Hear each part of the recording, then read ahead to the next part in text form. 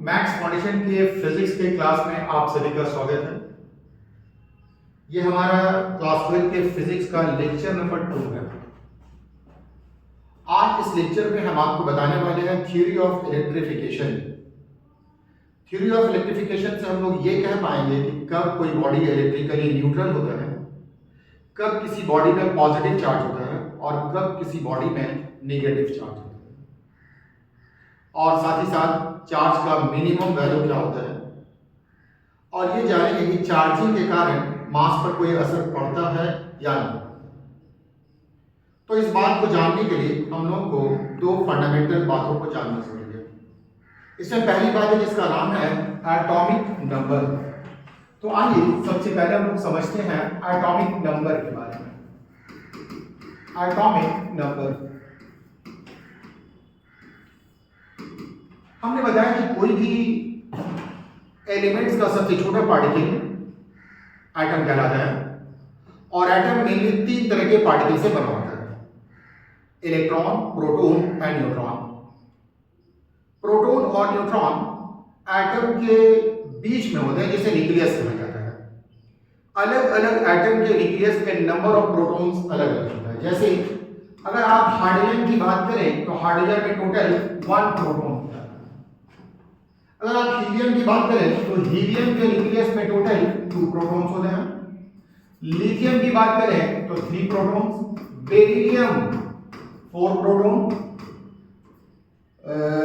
Barium 5 proton और carbon इसमें 6 proton होते हैं। मतलब अलग अलग एटम के न्यूक्लियस में नंबर ऑफ प्रोटॉन्स अलग अलग होते हैं। इसी को कहा जाता है एटॉमिक नंबर। मतलब हाइड्रोजन का एटॉमिक नंबर 1, हीलियम का 2, लिथियम का 3, बेरिलियम का 4, बेरियम का 5 और कार्बन का 6। Total number of protons present in the nucleus of an atom is called atomic number. आइए हम लोग लिखते हैं एटॉमिक नंबर को डिफाइन करते हैं। क्या एटॉमिक नंबर जानना है? Total number of protons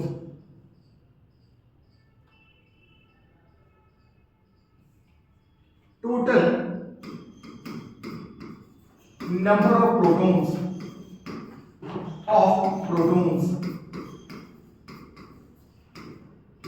in the nucleus of an atom is called atomic number. atomic number को अल्फाबेट के लास्ट लेटर जिसका नाम है Z, उससे रिप्रेजेंट किया जाता है। इट इज रिप्रेजेंटेड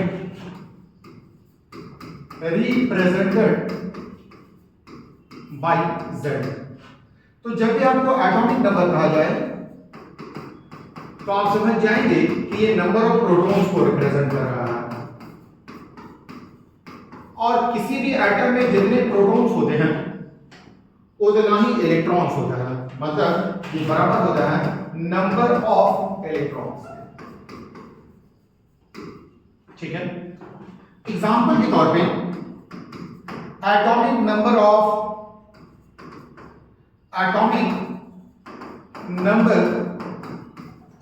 सोडियम, इसका 11 है।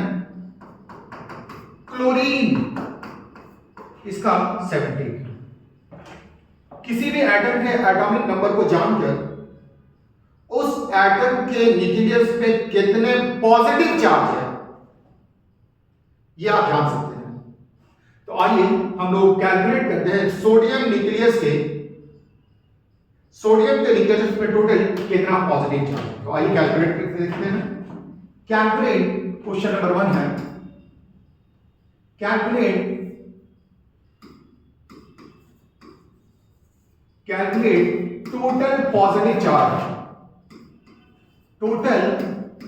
positive charge in the nucleus of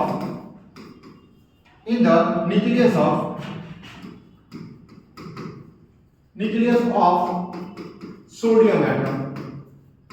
sodium atom के न्यूक्लियस में टोटल पॉजिटिव चार्ज कैलकुलेट करना है। तो आप जान रहे हैं, हमने आपको बताया है atomic number of sodium atomic number of sodium ये 11 है, मतलब सोडियम में टोटल नंबर ऑफ प्रोटॉन्स 11 है। और आपको मैंने बताया है कि 1 प्रोटॉन इक्वल होता है plus 1.6 into 10 to the power minus 19 coulomb charge. 1 proton का वैल्यू है plus 1.6 into 10 to minus 19 coulomb. अगर 2 प्रोटॉन होता तो 2 इंटू प्लस 1.6, 5 प्रोटॉन होता तो 5 इंटू 1.6, लेकिन चूंकि 11 प्रोटॉन है इसलिए हो जाएगा 11 into plus 1.6 into 10 to the power minus 19 coulomb, मतलब ये हो जाएगा plus 17.6 into 10 to the power minus 19 coulomb. तो सोडियम के न्यूक्लियस में total plus 17.6 into 10 to the power minus 19 coulomb का पॉजिटिव चार्ज होता है। चूंकि सोडियम एटम में 11 इलेक्ट्रॉन है, इसलिए सोडियम एटम में टोटल नेगेटिव चार्ज की बात की जाए तो total negative charge minus 17.6 into 10 to the power minus 19 coulomb होगा। तो किसी भी एटम के न्यूक्लियस में जितना पॉजिटिव चार्ज होता है उस एटम में उतना ही नेगेटिव चार्ज भी होता है। तो ये था एटॉमिक नंबर। आइए अब हम लोग बात करते हैं नेक्स्ट टर्म, जिसका नाम है इलेक्ट्रोनेगेटिविटी। इलेक्ट्रोनेगेटिविटी, जितने भी एटम हैं हर एक एटम के पास इलेक्ट्रॉन को अपनी तरफ पुल करने का एक पावर होता है। ये पावर अलग अलग एटम में अलग अलग होता है। तो pulling power of an atom to pull electrons towards itself, atom के पास इलेक्ट्रॉन को अपनी तरफ पुल करने का पावर होगा। इसी पावर को कहा जाता है electronegativity. Pulling power of an atom to pull electrons towards itself is called its electronegativity. Pulling power of an atom to pull electrons towards itself is called its electronegativity,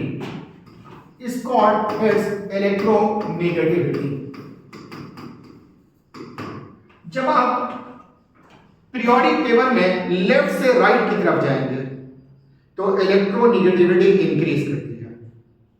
sodium first group के 3rd period में होता है और chlorine 7th group में होता है और 3rd period में होता है।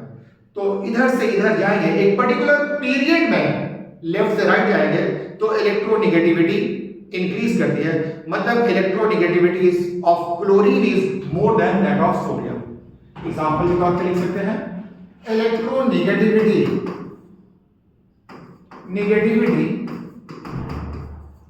Of chlorine is more then that of sodium. मतलब क्लोरीन के पास इलेक्ट्रॉन को पुल करने की क्षमता सोडियम से ज्यादा है, मतलब इलेक्ट्रॉन के इलेक्ट्रोनेगेटिविटी क्लोरीन की सोडियम से ज्यादा है। आइए आगे चलते हैं। नेक्स्ट हम लोग स्टार्ट कर सकते हैं theory of electrification. Theory of electrification, ये थ्योरी हम लोग को ये बताएगा कि कोई भी एटम या बॉडी कब इलेक्ट्रिकली न्यूट्रल होगा, किस स्थिति में वो पॉजिटिव चार्ज होगा और किस स्थिति में वो नेगेटिव चार्ज होगा, चार्जिंग के कारण किस बॉडी का मास डिक्रीज करेगा और किस बॉडी का मास इंक्रीज करेगा। तो आइए देखते हैं।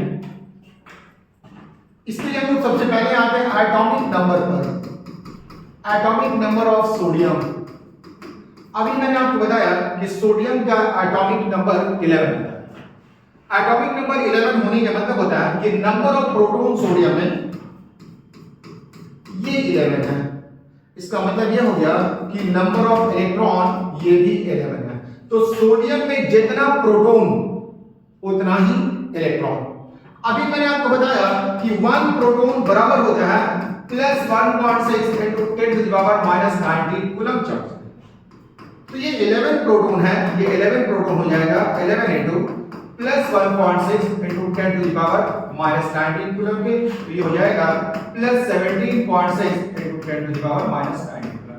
तो सोडियम एटम में total positive charge plus 17.6 into 10 to the power -19 coulomb होता है। उसी तरह से 1 इलेक्ट्रॉन ये बराबर होता है -1.6 इंटू 10 टू -19 कूलम के। इसमें टोटल इलेक्ट्रॉन 11 है, तो 11 इलेक्ट्रॉन हो जाएगा 11 into -1.6 into 10 to the power -19 coulomb, मतलब ये हो जाएगा -17.6 इंटू 10 टू द पावर -19। तो सोडियम एटम में जितना पॉजिटिव चार्ज उतना ही नेगेटिव चार्ज। अगर हम लोग नेट चार्ज की बात करें तो ये आपको 0 मिलेगा। तो नेचर में पाए जाने वाले हर एक एटम और बॉडी में नंबर ऑफ प्रोटॉन्स और नंबर ऑफ इलेक्ट्रॉन्स इक्वल होते हैं। मतलब ये हुआ कि पॉजिटिव चार्ज और नेगेटिव चार्ज बराबर होगा तो नेट चार्ज 0 हो जाएगा। अगर किसी भी एटम या बॉडी का नेट चार्ज 0 हो जाए तो उसे इलेक्ट्रिकली न्यूट्रल कहा जाता है। तो सोडियम एटम इलेक्ट्रिकली न्यूट्रल है।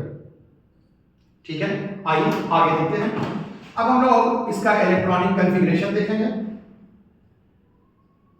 अब लोग इसका इलेक्ट्रॉनिक कॉन्फ़िगरेशन देखते हैं।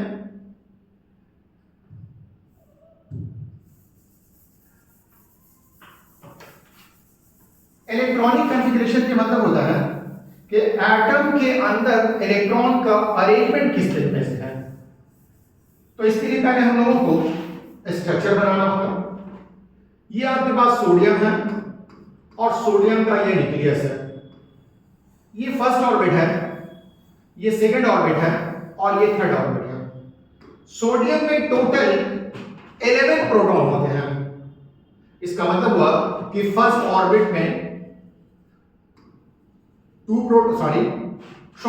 सोडियम में टोटल 11 इलेक्ट्रॉन है, तो फर्स्ट 2 इलेक्ट्रॉन फर्स्ट ऑर्बिट को ऑक्यूपाई करते हैं। सेकेंड ऑर्बिट में टोटल 8 इलेक्ट्रॉन्स पाए जाते हैं। तो इस तरह से आप देखेंगे कि 10 इलेक्ट्रॉन्स ऑक्यूपाई हो गया, बाकी 1 ही बचा है। ये 1 इलेक्ट्रॉन लास्ट ऑर्बिट में होगा।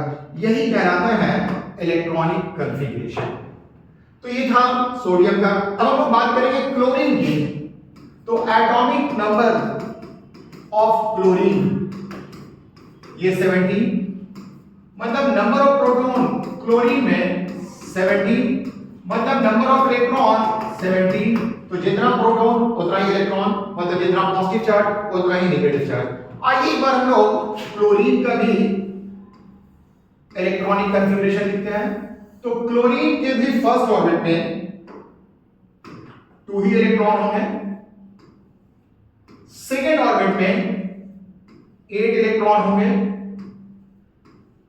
और लास्ट ऑर्बिट में 7 इलेक्ट्रॉन होंगे। तो ये था क्लोरीन का इलेक्ट्रॉनिक कॉन्फ़िगरेशन।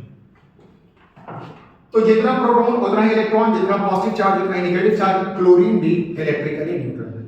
लेकिन जब क्लोरीन को सोडियम के करीब लाया जाता है तो इसकी इलेक्ट्रोनेगेटिविटी इतनी ज्यादा होती है कि सोडियम के इलेक्ट्रॉन को भी ये अपनी तरफ खींच लेगा। नतीजा सोडियम का ये वाला इलेक्ट्रॉन मूव करके क्लोरीन में चला जाएगा, मतलब यहां पर एक इलेक्ट्रॉन कम हो गया। जो इलेक्ट्रॉन पहले सोडियम के पास था अब वो इलेक्ट्रॉन क्लोरीन में चला गया है। अगर इलेक्ट्रॉन सोडियम से क्लोरीन में चला जाए तो इसे ट्रांसफर ऑफ इलेक्ट्रॉन्स कहा जाता है। यह है ट्रांसफर ऑफ इलेक्ट्रॉन। इलेक्ट्रॉन के ट्रांसफर के कारण सोडियम को आप देखेंगे कि इलेक्ट्रॉन का लॉस हुआ है, लॉस ऑफ इलेक्ट्रॉन, जबकि क्लोरीन में गेन ऑफ इलेक्ट्रॉन है। इसने एक इलेक्ट्रॉन ले लिया है तो गेन ऑफ इलेक्ट्रॉन है। अब आप देखेंगे आफ्टर लॉस ऑफ इलेक्ट्रॉन,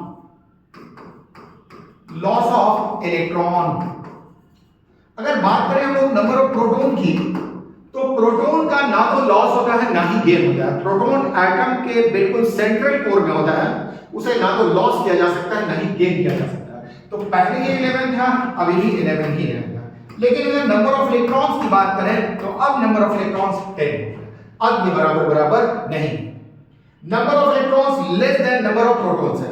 अगर किसी भी एटम या बॉडी में इलेक्ट्रॉन की संख्या प्रोटॉन की संख्या से कम, तो ऐसे एटम या बॉडी को कहा जाता है इलेक्ट्रॉन डेफिशिएंट। ये क्या हो गया? Electron deficient. अब आप गौर करेंगे, अगर इलेक्ट्रॉन और प्रोटॉन बराबर होता है तो इलेक्ट्रिकली न्यूट्रल हो जाता है, लेकिन बराबर नहीं है इसलिए इलेक्ट्रिकली न्यूट्रल नहीं होगा। यहां पे 10 इलेक्ट्रॉन है और 10 प्रोटॉन है, तो 10 इलेक्ट्रॉन 10 प्रोटॉन को न्यूट्रल कर देगा, एक प्रोटॉन न्यूट्रल होने से बच जाएगा, जिसकी वजह से सोडियम पर पॉजिटिव चार्ज है।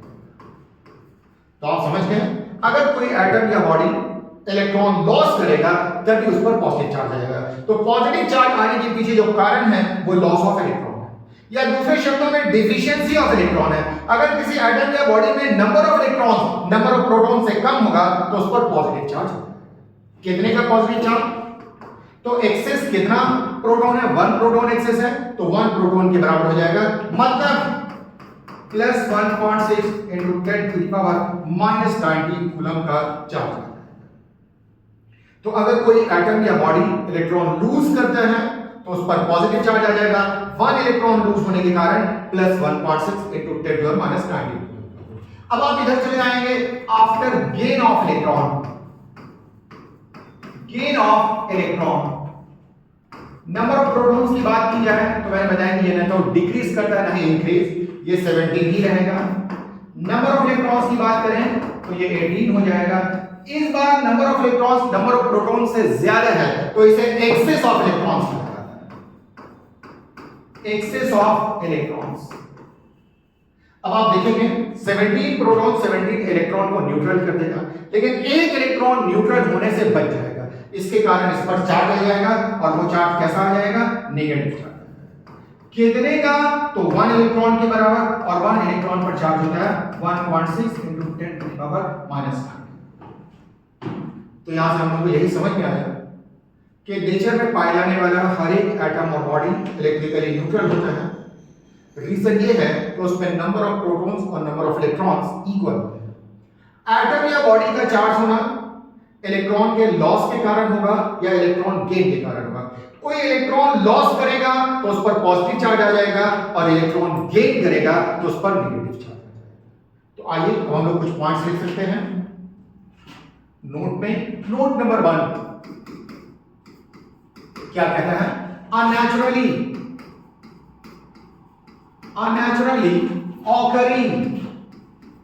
occurring atom or body is electrically neutral. A naturally occurring atom or body is electrically neutral because they have equal number of electrons and protons. A naturally occurring atom or body is electrically neutral because they have equal number of electrons and protons. Note 2 में आ जाएंगे। Note 2, charging of an atom or body is due to loss or gain of electrons. Charging के पीछे loss या gain reason है। The atom or body that loses electrons will become positively charged, whereas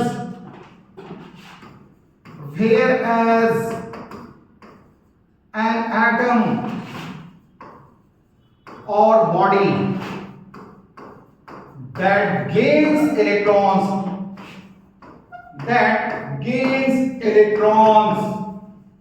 will become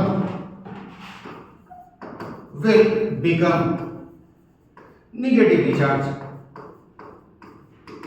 negatively charge. बात समझ में आ गई?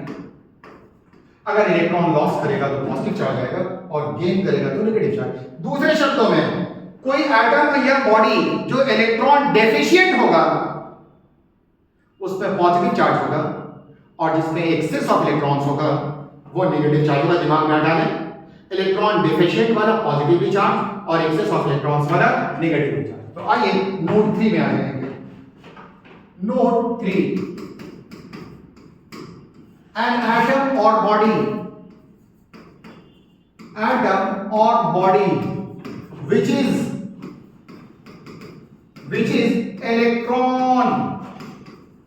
electron deficient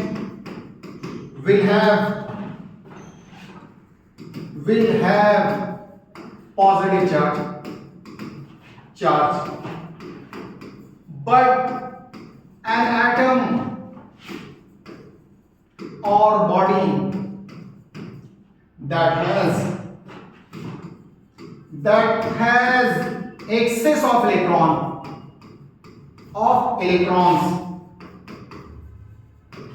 will have negative charge। बात समझ में आ गई? अगर इलेक्ट्रॉन एंड प्रोटॉन्स इक्वल मात्रा में होगा, इलेक्ट्रॉन्स और प्रोटॉन्स का नंबर सेम हुआ तो electrically neutral. Excess of electrons mean number of electrons is more then number of protons तो negative charge. Electron deficient means number of electron is less than number of protons, इसका मतलब हुआ positive charge. आइए आगे समझते हैं फिर से। अब आप देखेंगे यहां से 1 इलेक्ट्रॉन ट्रांसफर हुआ है तो इस पर चार्ज का वैल्यू है +1.6 × 10⁻⁹. अगर 2 इलेक्ट्रॉन ट्रांसफर हो जाए तो 2 × +1.6। अगर 3 इलेक्ट्रॉन ट्रांसफर हो जाए तो 3 × 1.6। तो कम से कम 1 इलेक्ट्रॉन ट्रांसफर होगा और कम से कम 1 इलेक्ट्रॉन ट्रांसफर होने के कारण कम से कम +1.6 × 10⁻⁹ कूलम का चार्ज है। ये चार्ज का मिनिमम वैल्यू है। इसे 1 क्वांटम ऑफ चार्ज कहा जाता है या इसे एलिमेंट्री चार्ज भी कहते हैं। तो आइए फिर से चलते हैं नोट 4 में।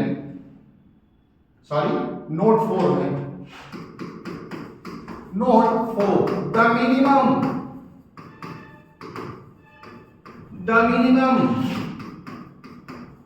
value of charge is 1.6 into 10⁻⁻19 coulomb and it is known as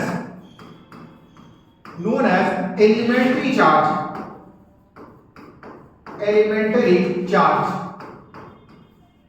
or 1 quantum of charge। तो अगर आपसे बोला जाए एलिमेंट्री चार्ज का वैल्यू बताइए या 1 quantum charge,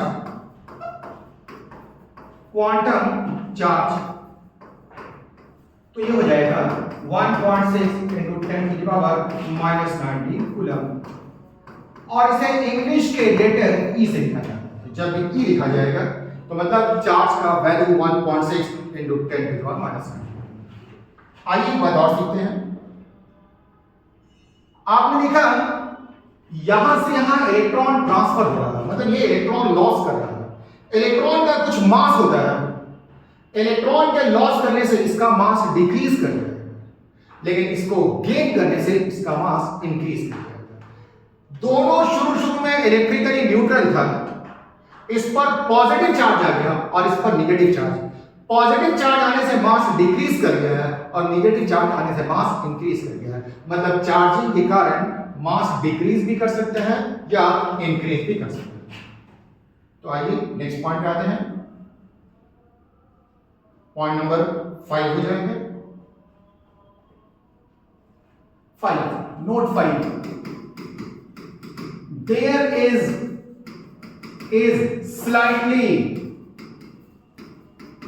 slightly decrease in mass of atom or body that loses electrons but slightly increase in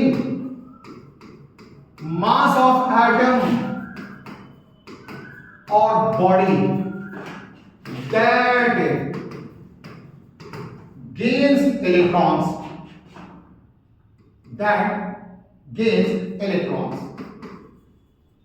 hence due to charging mass of body may increase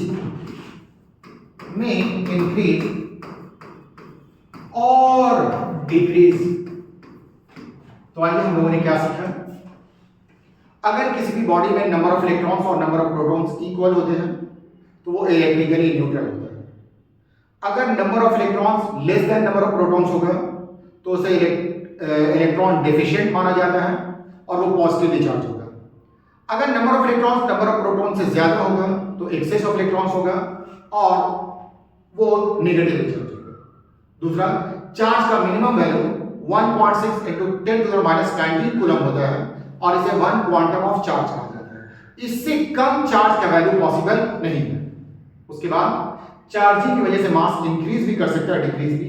अगर body positively charge होता है तो मास decrease कर जाएगा और negatively charge होता है तो मास इंक्रीज कर जाएगा। तो आज का लेक्चर यही तक है। Thank you.